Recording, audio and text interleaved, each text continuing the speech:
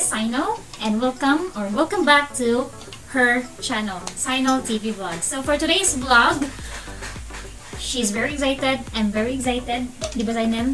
Yes, Because of this package from Gaabor. So, disclaimer lang guys, I bought this with our own money. So, walang paligwi-ligwi pa. Without further ado, let's unbox this big boy here. Bili namin to guys through TikTok sa Gaabor store nila or official store nila sa TikTok.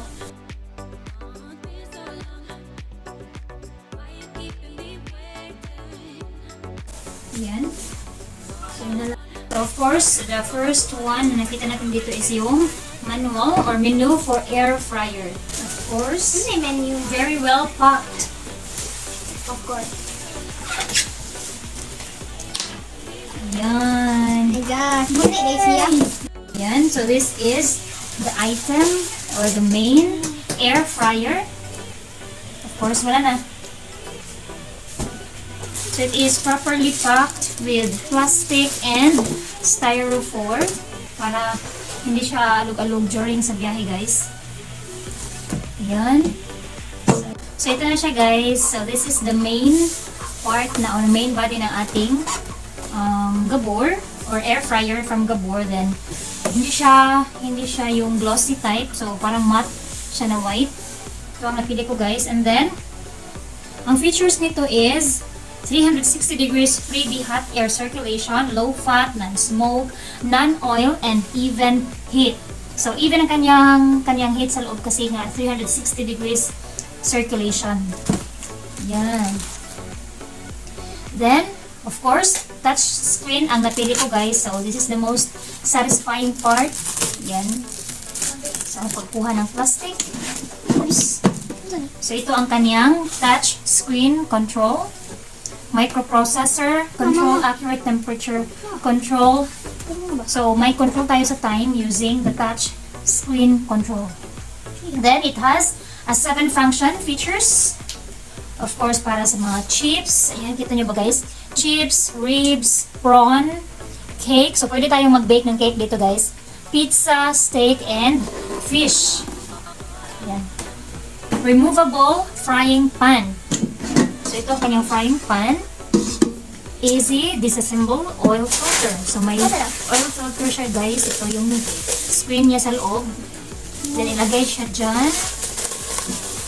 Of course, no oil ang ilagay natin. Then, kusa nang malalaglag dun sa pinakailalim ang oil ng ating meat or any food na ating lulutuin dito. Ayan.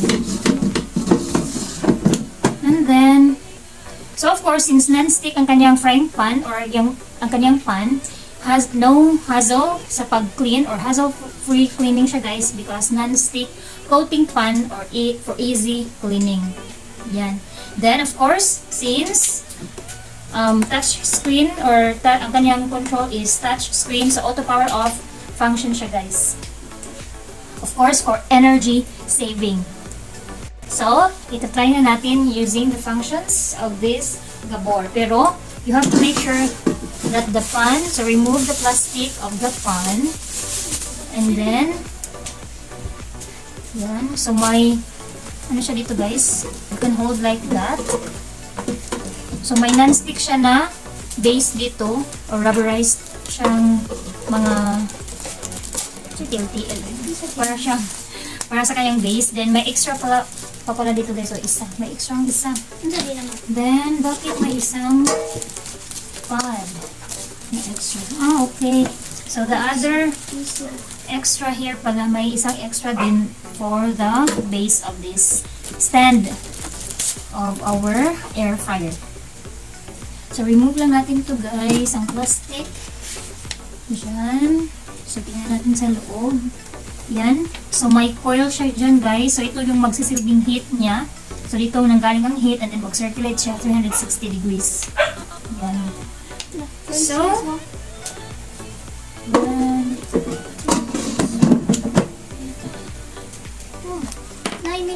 So, yan lang guys. Very simple. Ating pag-unbox. So, ito-try na natin pero may nabili na akong meat chicken and yung pata, pero ano pa kami guys, nag-marinate pa kami. So for today's vlog, ang lutuin lang natin after this unboxing is French fries. May nabili kaming French fries here. So 1 kilo na French fries from Potato Kingdom. Mama. So, of course, guided kayo guys kasi may menu nga dito. Menu. Or recipe. Yan. So, itong munahin natin ang French fries kasi request ni Sainang. Wala sa yung Ano na ka? Imuli sa ka. Umulan sa. So, while isa-soak natin, because sa instruction is soak the French fries in water for at least 20 minutes. So, while mag-soak tayo ng French fries, of course, i-preheat din natin tong ating air fryer because since sa instruction is may initial siya na pag-preheat. So, lara ang manual niya. So, habang nakababad ang ating French fries, so isaksak muna natin tong ating air fryer. Then, based dito sa instruction sa menu, dito, na i-preheat daw natin ang air fryer within or for about 3 to 5 minutes. Yan. And then, since sabi nga na air fryer to, no need na oil, but it will just sprinkle salt and a little bit of oil. Yan. So, i-preheat natin to guys ng 3 to 5 minutes. Yan. And so here is the screen. So nandito ang chips. Bilagi ko kabaw. Daraday. Indot na. Nayahas lagi ko. So, if chips, 200. Then for 3 to 5 minutes siya. Yan. So nag-start na. Start na. So normal lang guys na sa first use is may amoy siya, amoy plastic. So konting oil lang. Lagi makurintihan ka di. So bukan bata. Okay? So I know if mag-comment kayo guys na mag-defeat ang kaniyang purpose na no oil since air fryer nga siya. But I'm just following the menu which is konting oil lang. Diba usually i-deep fry man natin tong French fries. So, mas, again, healthier pa rin siya kasi nga, konting oil lang ang nilalagay natin. So, nag-update din siya kasi may monitoring din na magaganap. 2 minutes na lang. So, last 2 minutes. Mura ko na siya graph na naman. So, nag-preheat siya for 5 minutes pero walang init sa kanyang side. Ayan guys, nag-stop na siya sa kanyang pag-preheat. So, konting lang. So, this time, ilagay na natin ang ating Pwede ko try gamay ma. fries.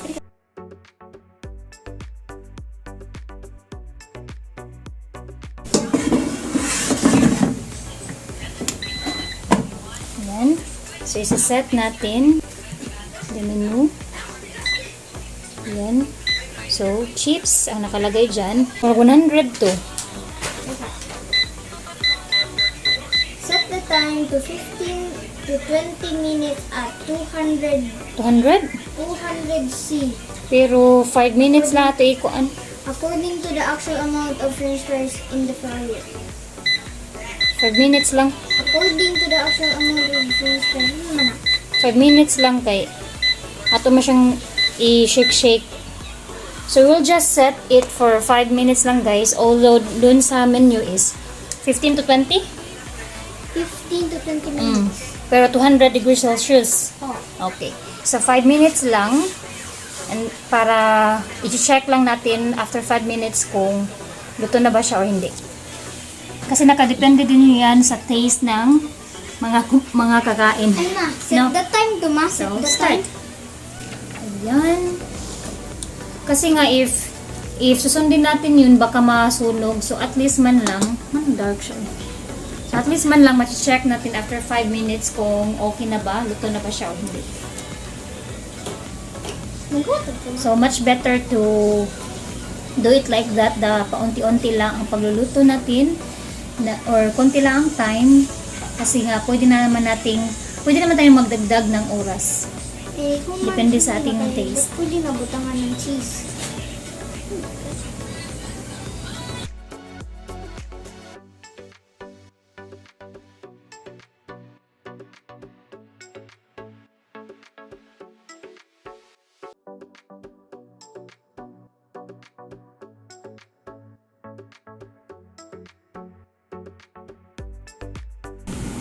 Ayan, 1 minute na lang guys.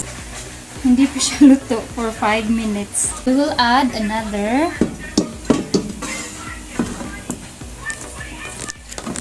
10 minutes na lang this time.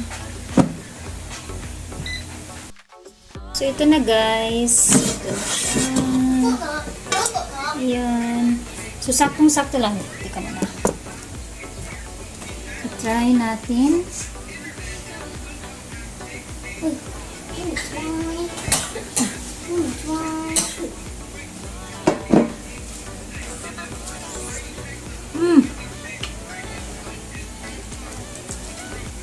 Alam niyo yun yung sa mga french fries sa Jollibee or sa McDo na crispy ang balat pero ang kanyang laman o balat ba? Ang outer niya na skin and then malambot sa loob. Perfect. So ang recap lang natin guys, 5 minutes ko siyang niluto at first and then after 5 minutes niluto ko din siya ulit. I cooked it again for 10 minutes. So a total of 15 minutes. Pwede na ibutang. Perfect. Achieve siya guys. Matagak mo ni Siri. Ano ba? Ako yung Ay, ibutang. sure. Try.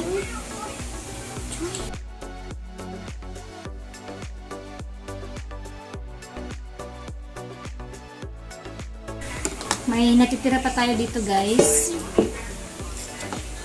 Second half ng ating menu for the day.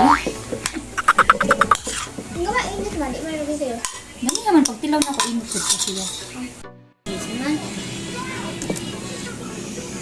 Mag-outro na ko ha. So habang nagluluto pa ang ating second batch ng french fries guys, all I can say guys, sa first attempt ko pa lang sa pagluluto ng french fries using the air fryer, sulit talaga ang Gaabor air fryer. For 1,999 pesos, may 5 liters ka na Gaabor air fryer. Then wherein you can cook chicken or any meat here. Then less oil pa guys or no oil at all. 'Di ba mas healthier siya and then mas tipid sa oil pero tingnan natin ang kuryente guys. No. So thank you so much guys for watching. I hope you enjoyed watching the video and then if ever bago ka pa lang dito sa aming channel, don't forget to like, share and subscribe to our YouTube channel and then we will see you again next time. Bye! Daghang salamat! Salamat. Then let's eat. May ano kami dito guys, may cheese powder. Then abangan nyo guys, next vlog namin is magluluto kami ng chicken lechon manok using our air fryer. Kasang baboy? Saka na yun. Bye! Bye. Intro na.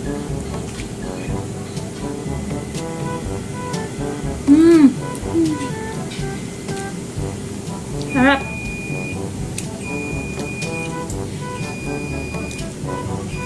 Malambot ang kanyang loob din. Medyo crispy ng unti ang kanyang labas. Kaya, buta mo? Ano ba? The best.